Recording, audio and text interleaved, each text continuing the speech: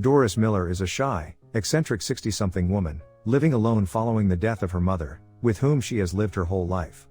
At the funeral, her younger brother Todd and his wife try to persuade her to sell the house, especially the possessions, as she is a hoarder and has a habit of keeping discarded furniture and other items that she finds on the street. Her only close friend is the fiery Roz, though she also gets along with Roz's granddaughter. On her way to work, where she has been working as a data entry worker for decades, she meets a younger co-worker, John, whom she is immediately infatuated with. Empowered and inspired by cliched self-improvement tapes, Doris decides to go after him. Doris finds ways to get John's attention, though the attempts are frequently combined with daydream fantasies about a passionate love affair between them.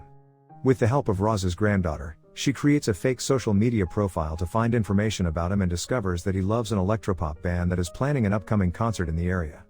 Doris buys a CD for the band, which gets John's attention, and attends the concert, where she meets him and they spend time together. The band is intrigued by Doris and invites her backstage, where they spend a fun evening meeting young artists in the area. John tells her that he and his girlfriend recently broke up over text, and asks her about her love life. She reveals that she was engaged in the past, but when her fiancé left for a job in Arizona, she had to decline to take care of her mother. When they part for the night, John gives her a friendly kiss goodnight, and Doris is in love. John is distracted for the next week, and Doris discovers that he has a girlfriend, named Brooklyn. Though Brooklyn is friendly and charming, and John likes her, Doris is devastated. She spends the night drinking wine, and in a drunken fit of anguish, she posts a comment on John's social media wall while using her fake profile, posing as a scorned young woman whom he had a torrid love affair with. The next morning, Todd arrives with her therapist, planning on decluttering Doris's house, but when his wife tries to throw out a pencil Doris stole from John, she angrily throws them out of her house. Todd tells her that he's disappointed in her, and she retorts that he was never around when their mother needed help. He says that it was what worked out the best for his success, and she tells him that she could have had those opportunities, too. At work, Brooklyn arrives and has a fight with John before breaking up with him. Brooklyn tells Doris later that she had seen the comment on his wall and accused him of cheating on her, and she admits that she was cheated on in the past. After work, John tells her about the incident and invites her to his Thanksgiving for friends. She agrees, and when he asks her if she'd ever be interested in dating a younger man, she assumes that he is interested in her. Roz tells Doris that she's deluded and that she's making a huge mistake by going after John, for he will never return her affections, but an infatuated Doris refuses to listen.